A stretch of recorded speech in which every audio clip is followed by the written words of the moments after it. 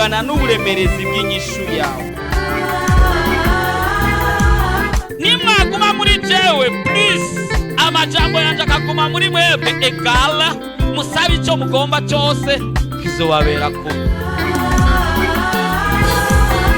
Ukeneye umwana, ukeneye kubaka, ukeneye kwishugwa ejo nk'aya mango, mu kwezi gukurikira nk'aya mango, mu mwaka uza nk'aya mango,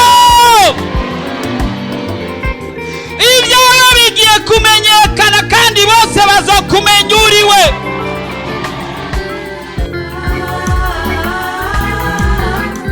Ariko Yesu araha, ariko arakubaza ati ubu ugomba gukira ni mugwanya. woba urusha, woba uremerewe, woba ufise ibibazo waburiye inyishu, woba ugomba kwakira Yesu Kristo nk'umwami n'umukiza w'ubugingo bwawe, woba ugomba kuvugana n'umukozi w'Imana Pasteur Jackson Nkeshimana, wo mwandikira ubutumwa bugufi kuri 76 96 96 96 kugira ngo agusengere kandi agufashe mu buryo bw'impwemu. Yesu yavuze ngo nimuze kuri jewe mwese abananiwe n'abaremerewe ndabaruhura. Afitiye Yesu mukinga zatiwe ariba ibyiza gusa endeze z'umutima. Urashaka kwama ukurikirana ubutumwa bwiza ku telefone yawe? Ja kuri YouTube wandike Pasteur Jackson Nkeshimana, urasanga ko ubutumwa hamwe n'ubwo yavuze kera. Ntibibagire kugira subscribe canke s'abone, wibuke kubusangiza n'abandi.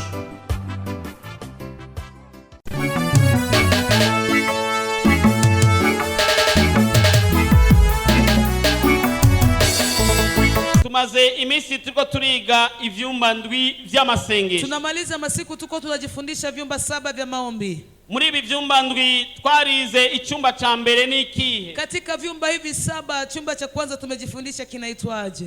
Kwezwa. Cha kabiri guharira, kusamehe. Icyumba ca gatatu gutazira no guhimbaza. Icya kane, cha nne gusaba inkomezi. Cya gatanu, cha tano gukangamira imiyaga mibi. Cya gatandatu kwereka Imana imitwaro, kumuonesha Mungu mahitaji. Haleluya, amen. Womenga turahejeje, utafikiri tumemaliza, ariko dufise icyumba c'indwi, lakini tuna chumba cha 7 cyo gushima ko wabihawe, cha kushukuru kwamba umepewa.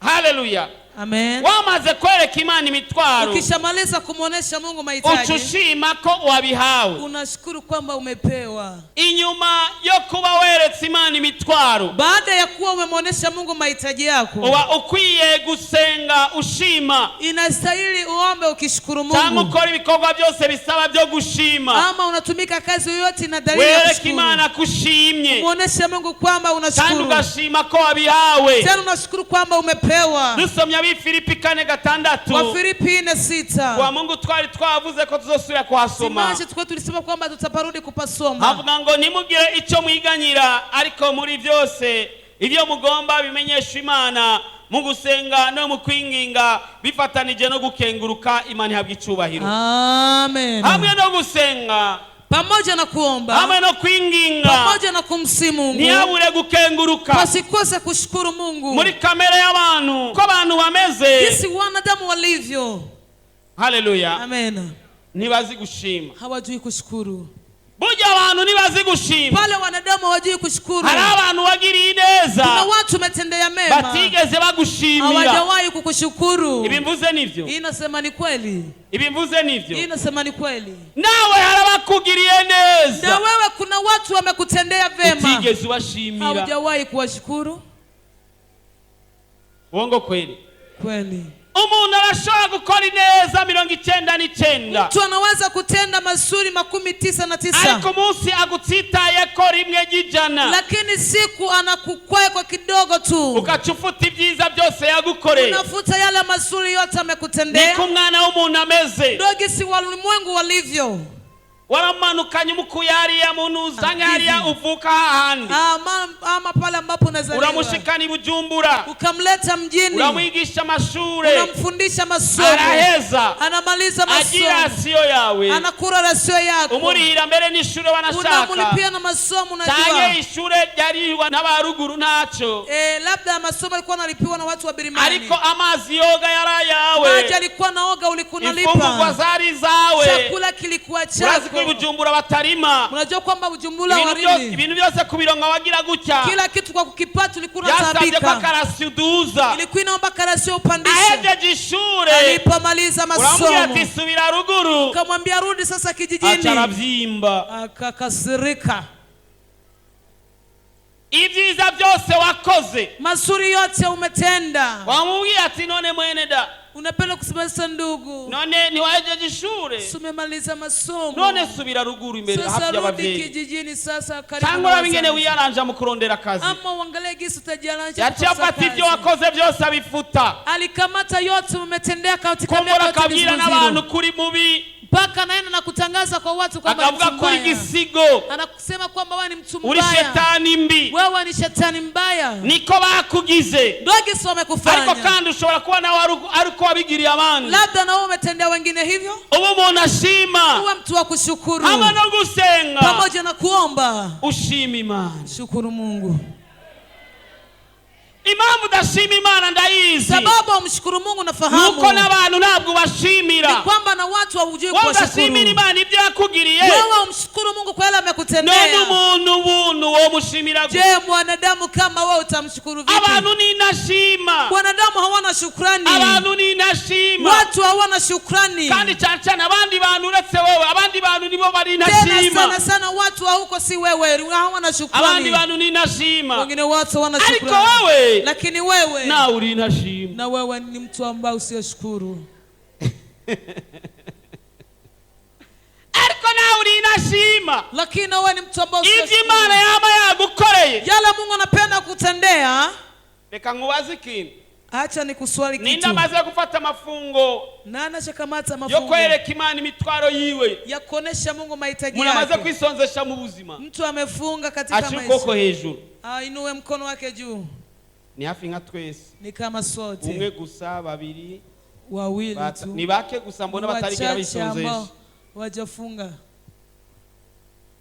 Ninda maze kwisonzesha ashima, ico cyonyine. Nani ameshafunga akiomba Mungu anamshukuru tu, akashizemo umutwaro wundi ari ugushima gusa, bila kutia chochote kingine, ni kushukuru, kupandisha shukrani mbele za Mungu. No baharura, naweza nikahesabu babiri batatu bane batatu, no baharura, naweza nikahesabu abandi bose, wengine wote nta n'umusi n'umwe, hakuna hata siku moja. Ukwicaye Imana akubwira ati pole sana, aliyeketi pembeni yako kwambie pole sana, cyumubwira ati za ntashima pastor yavuga twoba twicaranye, mwambie wale watu wasiokuwa na shukrani mchungaji amesema tumeketi wote.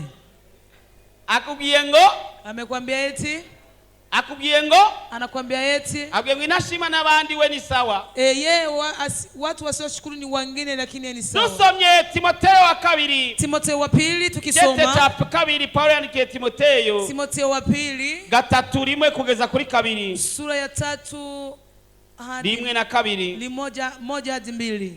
Ariko umenye yuko mu minsi yerezo hazoza ibihe bigoye, kuko abantu bazoba bikunda gusa, bakunda amahera, birarira, bibona, batukana, batumvira abavyeyi, inashima abanegura ivy'Imana, Imana yabwicubahiro. Amin, amin, amin. Inashima watu wasiokuwa na shukrani zamaho zinakuwepo kila mara, ngo n'abanegura ivy'Imana, na wale ambao wanakritike mambo ya Mungu. Sinibaza ko muri iyi si hegeze kuba igihe abantu banegura ivy'Imana nk'iki gihe. Siwazi kwamba katika dunia hii paliwahi kuwa kipindi watu wanakritike vya Mungu kama sasa. Abantu bakuba ukagukora utuvideo two gucyoza ivy'Imana, watu wanasubutu kutengeneza video ya kukritike mambo ya Mungu. Agakina ari pasteri, anacheza ni mchungaji, akagira ibintu, anafanya vitu, agakora ibintu, anafanya vitu. Kavuga ni aba bantu nasemaka watu ubwo barazi imana bariko baracyoza iyo ariyo, wanajua Mungu ambao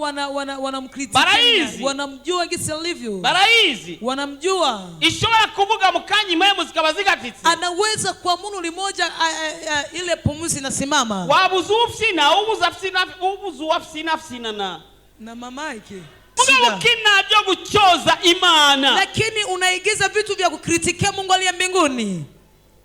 bari kwigira umuvumo batazi. Jamani, wanakokota lahana bila kujua. Haleluya, Amen. tubihoze Tunyamazie tugume hao. kuri izi ntashima, Tuseme kwa watu ngo wasiokuwa na mu minsi shukrani. y'erezo hazoba intashima, Katika nyakati za mwisho patakuwa na watu wasiokuwa na shukrani. abantu basenga, Watu wanaomba, yaheza gusenga wakimaliza kuomba ntashime, asishukuru, akavuga ati amena, anasema amina, agaca yigira. anapiga huyo mguu anaenda.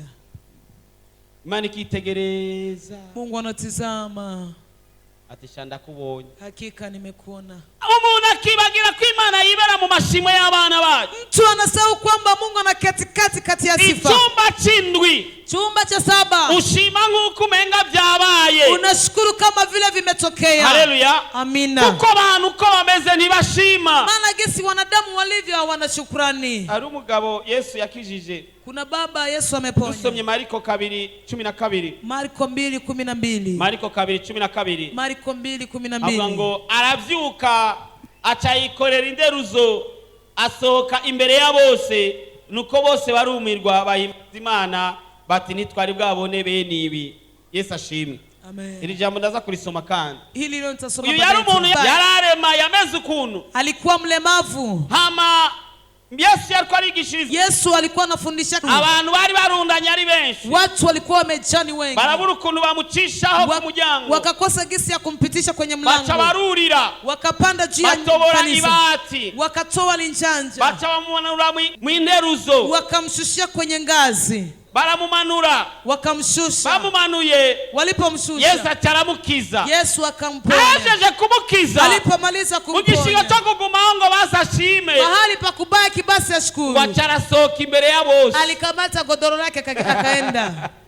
Sinzi ko mwasomye, reka turasubire rero. Sijui kama mmepasoma. Aravyuka aca yikorera inderuzo asohoka imbere ya bose, nuko bose barumirwa bahimbaza Imana bati ntitwari bwabone bene ibi. Ariko niwibuka ushima icyo Imana yagukoreye, Lakini kumbuka na ushukuru yale Mungu ametenda kwako. abantu ninashima. Watu ni watu hawana shukrani. Haleluya. Amina. Igihe cyose usenze, Wakati wote unaomba, menya ko ubwiye avyumva, jua kwamba yule ambao unaambia kandi iyo anasikia. Mana yumva Tena Mungu huyo anasikia, ikibikora. anatenda. Haleluya. Amina. Ikaza mugenzi wawe ati icyo usavye Imana iragikora. Tikisa mwenzako, kila ambacho namuomba Mungu anakitenda. Dusomye icete ca mbere ca Yohana Yohana wa kwanza 5:15, 5:15. avuga ngo kandi ko tuzi yuko yumva icyo dusavye cyose, bitumenyesha yuko duhawe ibyo tuyisavye. Amen. Kune y'amakenga nta mena wavuze, Mbona unaitia wasiwasi? reka subiremo. Ni icete ca mbere ca Yohana Yohana wa kwanza 5:15, 5:15. avuga ngo kandi ko tuzi yuko yumva icyo dusavye cyose, bitumenyesha yuko duhawe ibyo tuyisavye. Imana ihabwe icubahiro. Amen. Yesu ahezagire wavuze amen. Yesu abariki yule amesema. Icyo tuyisavye Kila ambacho tunamuomba iragikora. anakitenda. Iri ni ibanga ryo gushima ritazwi n'abantu bose. Hii ni siri ya kushukuru, watu wengi wajui. Uzi umuntu akugiriye neza, Unajua mtu akikutendea vema amukamushimira, afu namshukuru, biramuryohera, vinamfurahisha. biramuryohera. Ni kweli vinamfurahisha. Mbega umuntu agushimiye Je, birakujyohera? wewe mtu akikushukuru vinakufurahisha? Mbega umuntu atagushimiye birakujyohera? Je, kama mtu akushukuru N'Imana vinakufurahisha? nuko Na Mungu ndio gisi igukoreye ikintu akikutendea kitu yamishaka kushima, anakuwa nataka ushukuru. n'igihe cyose usenze, Na wakati wote nubwo ukiomba, utarabibona, hata kama hujaona, wizere ko wabihawe. amini kwamba umepewa. Bisaba kushima. Ninaomba kushukuru, Umuntu ashima, kuwa mtu wa nube mu kushukuru. gitigiri cy'intashima. Usiwe katika hesabu ya watu wasiokuwa na Dusomye shukrani. Luka 17 ku murongo wa 14 n'uwa 15, Luka 17, 14, 15. havuga ngo ababonye arababwira ati nimugende mwiyereka abaherezi bariko baragenda barakira barahumanuka umwe muri bo abonye akize agaruka ahimbaza Imana n'ijwi rirenga Imana ihabwa icubahiro. Amen. Yesu yarakijije abanyamibembe 10. Yesu alikuwa aliponya wenye ukoma 10. Bari baje bamusaba ko yobakiza. Walikuwa wanakuja wanamuomba kwamba Yesu ababwira ko bakwiye kuja kwiyereka umuherezi. Yesu akawaambia waende wajioneshe kuhani. Walipoenda bagenda bakira ingenda. Kaenda wanapona polepole. 9 bacawa nkaya modoka yo gushitura usuriga chayigire kagusurira kwiba. Wakakuwa kama ile gari ambao ukisukuma kidogo inaenda. Urabona za modoka ziba zazamye. Unaona zile gari zimezama. Akachagua ati sunika. Anasema nisukume. Hama nina heza ndaza kukurabira kantu. Nikimaliza nitakuangalia kakitu. Ukasunika ikachifumbura wa. Unasukuma inafumbua huo wa. Ukagumufitiya amaso. Unabaki unatua macho. 9 barayibandaniriza. 9 wakaendelea. Ariko umwe wenyewe niwe yagarutse gushima. Lakini umoja ndio amerudi kushukuru. Yesu aramubaza. Yesu akamuuliza. None sinabakijije mwari disi. Si nimewaponya mkiwa 10. Undi mwarihe. Abandi 9 barihe nako. Wengine 9 wako wapi? Abandi 9 barihe. Wengine 9 wako wapi? Usiwe mtu ambaye asiyokuwa na shukrani. Imana irakeneye kuishimira. Mungu anataka umshukuru. Mbwirira uwo mwicara ati Imana ikeneye kuishimira. Ambia mwenzako Mungu anataka umshukuru. Mwambie mwenzako. Wewe ufise imitwaro. Wewe una mahitaji nyinshi mingi sana. Ariko imaze kugukorera. Lakini yale Mungu ameshakutendea ni vyinshi kuruta imitwaro. Ni mengi mno kuliko mahitaji ambayo unao sasa. Hari ugenda n'amaguru. Kuna mtu anatembea kwa miguu. Aguma avuga ati Imana isichome kama kinga. Anasema Mungu cha kunipa napata baiskeli. No gushimira baba. Takushukuru baba. Ariko ufise kinga aguma gahondagura. Yula na kinga na kaponda ponda. Bana abantu bahama moto je ukamikinga. Bwana wengine wapatia moto na nipatia kinga. Wongo kweli. Ufise akamoto. Yula na kamoto. Mana. Bwana. No muri vile sini injira. Hata mvile sini. Bana bantu bahimiduka je ukamimoto. Wengine wapatia magari. Nakukoshere jiki. Nimekukosea nini? Yesu ashimwe. Amen. Ahose mutera induru. Hapo pote mnatia fujo. Alikimuga gibisa kaguru kamwe. Na ni mlemavu wa mguu mmoja. Akati Imana unyime niyo kinga. Anasema Mungu niime hiyo kinga. Unyihere ukuguru. Nipatie mguu mwingine. Unyihere ukuguru. Ukinipatia mguu. Tena ugushimira. Mimi nitakushukuru. Wongo kweli. Kweli. Ibyurirana yale ambao unalia nayo nivyo abandi bariko bararirira. Ndo wengine wanalilia wapate. Ariko urinashima. Lakini wewe ni mtu sio kwa na shukrani. Urinashima. Wewe ni mtu sio kwa na shukrani. Ukira ndaba pembeni ndakuravye urinashima. Unawaza natizema pembeni wewe ni mtu sio kwa na shukrani. Ndabira maso uwo muntu muri kumwe. Tizama macho mtu ambaye mko. Mungu atisenda kwagirije ni pastor kwagirije ati urinashima. Mwambie si kuhakikishia mbali ni pastor na kuhakikishia wewe ni mtu sio kwa na shukrani. Yaraguhaye. Amekupa. Yaraguhaye. Amekupa. Yaraguhaye. Amekupa tena. Ukumutari ndurungo mana. Unabaki unafika mfika naye tutamashule. Bwana mbona mimi sikumaliza masomo? Bisu wakane mana. Nimesoma darasa la 4. Bisu wakane mana. Nimesoma darasa la 4. Arona batagira uwa mbere. Kuna wengine wanata darasa la kwanza. Mana. Bwana. Kuona mbese diploma naronga kazi. Kuona nina diploma sijapata kazi. Wapa yikimana we. Umenionea kwa nini Bwana? Kizima wairose niyo diploma. Kwa bora umepata diploma. Kuna wengine wakupata. Mani kigabo ngiki kitasa taro ijoro mane we. Bwana kimme kinanatre usiku. Arabagikene gitube gitasa sita ijoro muga wa kiroho. Mungu wangu ni hatari. Kuna wengine wanatamana lakini wanakosa. Hakika ni ajabu. Uongo kweli? Ni kweli hiyo. Uongo kweli? Ni kweli. Mani mugali ni biharage bisi yose baba we. Baba ugali na marage nimechoka. Hari n'umuntu yoronka umupfa w'ibiharage wewe. Kuna mtu akipata ile sosi ya marage. Yotambira kukuguru. Atachezea kwenye mguu mmoja. Ariko wewe uri kurarira nivyo. Lakini unalia ukiwa na hivi. Fata umwanya ushime kuri ivyo ufise. Kamata muda ushukuru kwa hayo ambao unayo. Hakika Mungu turehemu. Uraza abantu bari ruguru baririra gushika Bujumbura ingene bangana wewe. Unajua watu wako kijijini wanalia kufika mjini gisi wanapata. Na uri Bujumbura kuririra muntu uzenya ngo mbana nshikana muntu. Ari umuntu ari ruguru. Kuna mtu yuko kwa kijijini. Abonye umuntu w'Ibujumbura. Akiona mtu anatoka Bujumbura wewe. Aryoherwa. Anafurahi sana. Akamagara wabanyi. Anaita majirani. Akamwambia ati mwara mwibaza ko je ndi nyaka mujye. Unawaza kwa mimi ni peke yangu tu. Mwibaza ko ndi nyaka. Mnawaza niko peke yangu. Ibi inshuti zanje zi Bujumbura. Ndio wa ndugu zangu wa Bujumbura. Dafisa biwacu bari Bujumbura. Nina wandugu Bujumbura. Nubwo ubusabye indaro nawe ubimenya. Hata kama umeomba ndaro kuna mtu anajua. Kizi muri Bujumbura. Kikubwa wewe uko mjini tu. Nivyo bishimira Imana. Hivyo vishukuru Mungu. Ni kweli. Kubunywa mazi akamanuka. Kuwa unakunywa maji na shuka. Hanyuma ukaja kwa Ntuze kwa Ntawutumundi. Alafu unaenda kwa Shabani kule. Wibaza ko ari bose baja kwa Ntawutumundi. Unawaza ni watu wanaenda kwa Shabani wanaitikiwa. Ja mu bitaro urabe ko bataratowe ngaha mu ndo bashiramo masaka. Nenda hospitali wale kama wakuachana hapa wanawatia ndani mama. Leo ugatera indurumana gatatu ku munsi kane kosi. Mungu wangu turehemu. Wewe unapiga kelele mara 3 kwa siku, 4 kwa siku. Wagize Imana ko warose kensi. Wewe mnapata batu. Bivana ingene wariye. Inatokea na kisu umekula. Notari neza wogenda kenshi hari. Kama ukula vizuri tena kwa Shabani. Bano b'Imana. Watu wa Mungu. Tuzora dushima ku kintu cyose Imana dukorera. Tuwe tunashukuru kwa kila kitu Mungu anatutendea hakika. Tinzi kurahura n'umuntu w'ikiragi. Sijui kama umeshakutana na bubu. Ni kiragi ntiyumva. Ni bubu tena hasikii. Ariko urumva urabona. Lakini unasikia na unaona. Ukatutera induru. Unatia fujo. None Mana wamebye. Bwana umeniacha. Kubera ndigwa munda. Kwa kuwa na vimba mtumbo. Uje tabona avuga ati Mana jereka basi ndibwe munda mugabo nyugurura amaso mboni. Yule mwingine anasema acha mimi niliwe kwenye tumbo lakini nifungwe macho. Komisierezo. Katika nyakati za mwisho. Ngozo abantu binashima. Patakuwa watu wasiokuwa na shukrani. Kandi muri zo ntizidashima. Tena katika watu wana shukrani. Bamwe bicaye ngaha. Wamoja wameketi hapa. Gwera uyu munsi. Kuanzia leo ubuzima. Ubadilishe maisha yako. Uje mu gitigiri cy'abashima. Uingie katika hesabu ya watu ambao wanashukuru Mungu. Nimba umuntu wagiriye neza atagushimiye bikubabaza. Kama mtu umetendea vyema hakushukuru vinakuumiza. Niko nawe Imana uyibabaza. Ndio gisi nawe Mungu namuumiza. Kubona utayishimira. Kwa kuona gisi umshukuru.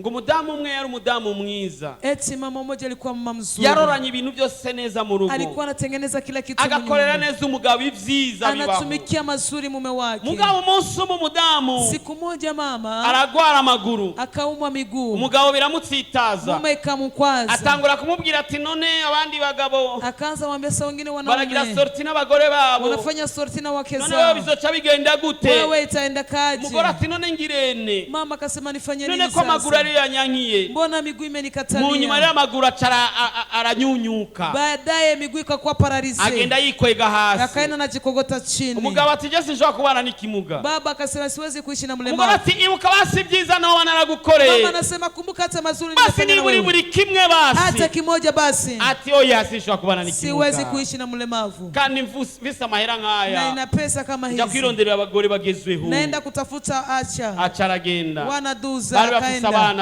atwana tubiri. Walikuwa na watoto wawili. Amasiga mu nzu yo gupanga. Akawacha mu nyumba ya kupanga. Abana barahagarika ishure. Watoto wakasimamisha masomo. Sinzi ngene umudamu agiye ahantu yarazi computer. Sijui gisimama alienda mahali ambapo alikuwa anajua mashine. Muni yaramurangiye ahantu. Mtu amemtafutia mahali. Baramwangaja mu kazi. Wakamwangaje kazini. Arakora. Akatumika. Acasubiza abana mu ishure. Akarudisha watoto masomoni. Ikindi gihe rero. Ingine siku. Baramuha promotion. Wakampa promotion. Atangura guhembwa neza. Akapewa mshahara mzuri. Atangiye guhembwa neza. Alipoanza kupewa mshahara mzuri. Achagura parcela. Akanunua parcela. Acharuba kamuri parcela yiwe. Akajenga hapo. Achabaho neza. Akaishi vizuri. Mugabo mugaye. Lakini mlemavu. Wa mugabo nawe. Ule baba naye. Muri ba bagore. Wale wanawake. Uziko bakunda umuntu afisa amahera. Unajua kwamba wale wanapenda mtu akiwa na pesa. Amahera heze. Pesa ikiisha. Baramushibura. Wanamstupa. Aza kuba mayibobo. Akaanza kuwa mayibobo. Umutimbayi. Timbayi. Umuntu ajama ahabonye. Hanyuma sasa umusurizina siku moja urumva wa mudamu unasikia yule mama yarakijijwe alikuwa ameokoka kuri eglise wabo kanisani kwao. Imana ikora ibitangaza. Mungu akatenda muujiza. Pastor alikuwa arasenga. Mchungaji wakati anaomba asengera abarwayi. Akaombea wagonjwa. Aza kumusengera nawe. Naye akamwombea ule mama. Arakira aba muzima. Akapona akawa hai. Achaba mu nzu yiwe akawa ari nyumba yake akiwa mzuri ameze neza akiwa vizuri. Wa mugabo nawe ameze nabi. Yule baba naye akiwa vibaya. Kunyuma mugabo aravuga ati je ko ko ntagira Ule nahomba baba akasema hivi, mimi sina nafasi ya reka kuishi, ndabe aho nasize cha kimuga acha niangalie mali nimeacha ule mlemavu, ndagisabe basi ndaru nimuombe basi nafasi agiye ya kulala. asanga yarimutse Alipoenda akakuta mehama, arabazagiza mu babanyi akauliza katika bagenda majirani, bamurangira ati genda ubariza hanaka wanamuonesha genda ubariza niulize hanaka fulani, kugeza hashika mpaka akapapata, asanga wa mudamu akakuta ule agenda mama genda neza anatembea na ari mu miguu, nzu yiwe akiwa ndani ya nyumba bimeze yake neza ikiwa salama. kandi bimeze nk'uko umugabo ategeza kuca asaba imbabazi zo kwigirisha Na hapo alikiwa hivyo, mume anapaswa kuomba msamaha ari kufanyisha. wewe umwakira canke uwo mubwira ati aha Kama ni utampokea ama utasema biashara vimeisha, tutampokea. vuga ibivuye mu mutima ntuvuge kubera uri mu rusengero Sema, usiseme kwa sababu uko kanisani. wa mudamu acara mwakira Yule mama akampokea. haleluya Amen. uzora uba umuntu ushima ibyo abantu bakugiriye uwe mtu wa byiza kushukuru mema watu ujya wamekutendea. mugabo yarakwiye gushimira umugore ibyiza yakora Yule baba ingelimpaswa kumshukuru mu mke gihe agiye wake mu ngorane wakati anaingia katika shida, amwiteho amshurikie. hari undi Kuna mwingine yariye ivyamwa vy'amashimwe yo kugira neza alikula matunda ya kutenda, nubwo hariho inashima japokuwa kuna watu wasiokuwa na shukrani. abashima bariho Watu wa shukrani. karakana Kalikuwa katoto, katagira se na nyina akakukuwa na baba na mama, katagira epfo na ruguru akakukuwa na ndugu yeyote. kubaho kwiwe Kuishi kwake yakora ibumba alikuwa anafinyanga udongo, agakoramo amakono zijya nkono z'ikirundi anatengeneza chungu za kandi kishenzi. murazi ko abazikora batari hejuru mu buzima Unajua kwamba wale wanatengeneza viungu hawako juu maisha.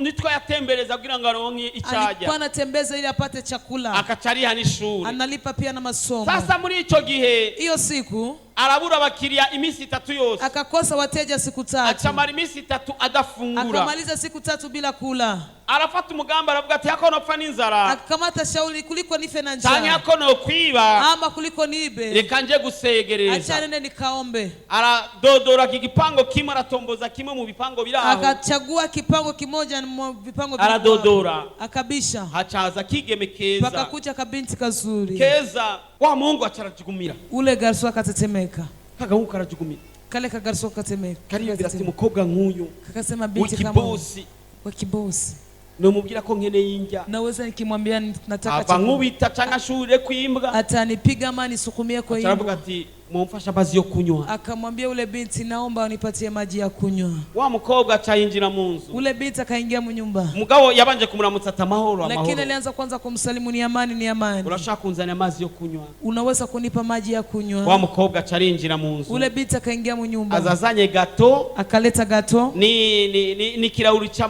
na glasi ya maziwa na ya mazi pembeni na ile maji na glasi ya ni maji plateau kwenye plateau kandi n'icubahiro cinshi na heshima nyingi. aragaha kagahungu gasa Akakapatia n'ivyondo kale kagarso ka finyanzi, kagahungu karavyitegereza ntikabitahura kale kagarso katizama kwa kuelewa, karanywa amata kakakunywa maziwa na ya gato ile gato, karanywa n'amazi kanywa na maji, bwo kaca kagira amatsiko lakini akakuwa na shauku, kumenya vyinshi akatamani kujua mengi.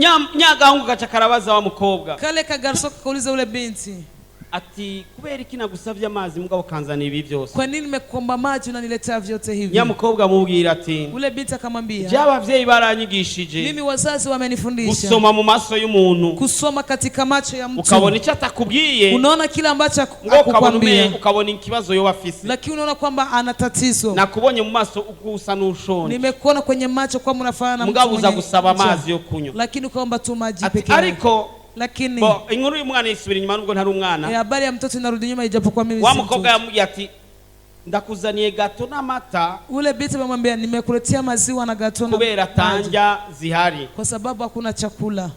Yesu ashimwe Amen. kagahungu birakanezera Kale kagasoka kafurahi, karamusezera karamushimira kakamwaga, kamshukuru, karagenda kakaenda. haheze imyaka Palipopita miaka kadhaa, wa mukobwa yule binti arwara mu gitereko akaugua matrice cancer. agiye kwa muganga Alipoenda kwa daktari, basanga ni kanseri wakakuta ni kansa. bamubwira ati bisaba ko tugukura mu gitereko vuba bwangu Wakasema inabidi tuchomoe matrice, kandi ugitebaganye urashobora gucupfa tena ukikawia utakufa. mugabo aha kuri bitaro ntitubishoboye, lakini hapa kwenye hospitali hatuwezi. bacamurungika ku bitaro vya kure gose mu gisagara gikuru, Wakamtuma kwenye hospitali ya mjini. mugabo inkuru y'umwana kandi isubira inyuma nubwo ntari umwana. Habari ya mtoto inarudi nyuma japo kwa mimi si mtoto. Nyagahungu kace kamubaza wa mukobwa ati witwa nde? Kale kagaso kalimuuliza unaitwa nani? Wa mukobwa ambia ati nitwa Suzana.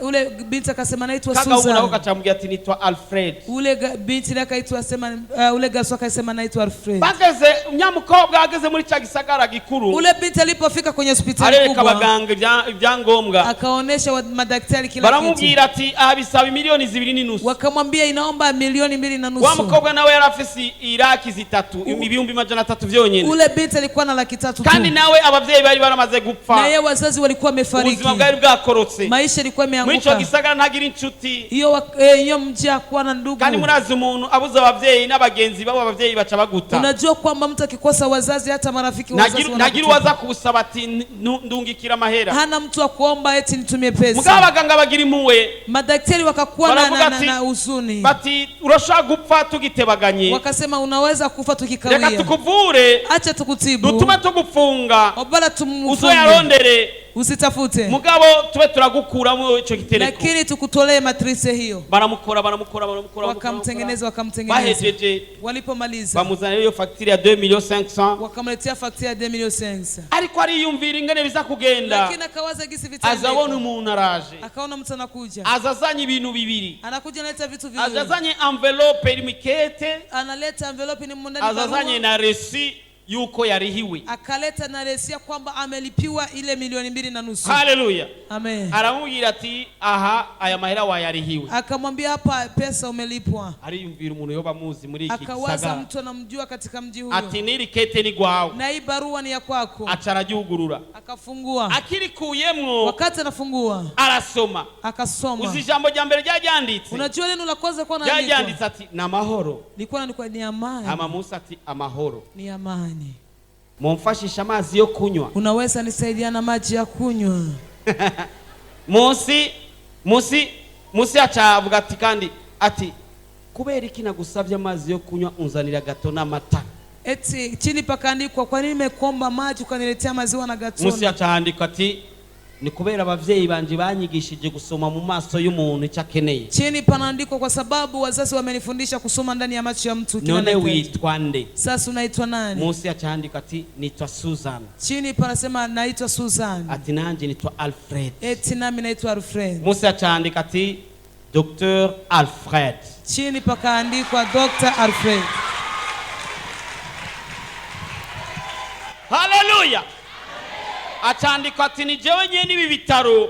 Paka akaandika kwamba yeye ndio kiongozi wa hospitali. Sinzibagira iciza wankoreye. Sitasahau kizuri umenitendea. Kubw'ivyo, kwa hiyo nimba utararonka akazi kandi nimba ugakeneye, kama hujapata kazi unahitaji, urabaye angaje guhera uno mwanya. Unakuwa umepata nafasi kwa muda huu. Kandi uwo mukobwa yari yarize ntiyari bwaronka akazi. Binti alikuwa alisoma lakini bado kupata kazi. Umutima wo gushima. Nafsi ya kushukuru. Alfred yarashimiye Susan. Alfred amemshukuru Susan. Ni Imana yamigomba ko ivyo gukorera. Na Mungu anakuwa anataka yale maana kutendea. Wishimira. Umshukuru. Uri umuntu ashima. Kama ni mtu ambaye anashukuru. Imana ni buri kubigenza. Mungu akosi gisi ya kufanya. Wamushima. Wewe unashukuru. Wamushima. Unashukuru. Imana izokuwa mikora. Mungu atazidi kuwa anafanya. Vishi kandi vyiza. Mengi tena mazuri. Kule mbinguni. Merci. Kisi unamwambia Mungu asante. Niki Imana ikora. Ndio kisi Mungu anatenda. Ukugira merci. Kisi unasema asante. Nimegundua uzuri wa Yesu. Nimegundua utamu wake. Uburebure bw'ingorane yawe bungana n'uburemerezi bw'inyishu yawe. Nimwaguma muri jewe, please. Amajambo yanje akaguma muri mwebwe egala. Musabe ico mugomba cyose kizobaberako. Ukeneye umwana, ukeneye kubaka, ukeneye kwishurwa ejo nk'aya mango, mu kwezi gukurikira nk'aya mango, mu mwaka uza nk'aya mango. Ibyo bigiye kumenyekana kandi bose bazokumenya uriwe.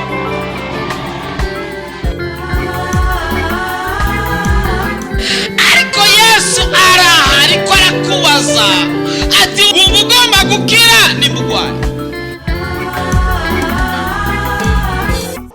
woba urusha woba uremerewe woba ufise ibibazo waburiye inyishu woba ugomba kwakira Yesu Kristo nk'umwami n'umukiza w'ubugingo bwawe woba ugomba kuvugana n'umukozi w'Imana Pasteur Jackson Nkeshimana womwandikira ubutumwa bugufi kuri 76 96 96 96 kugira ngo agusengere kandi agufashe mu buryo bw'impwemu.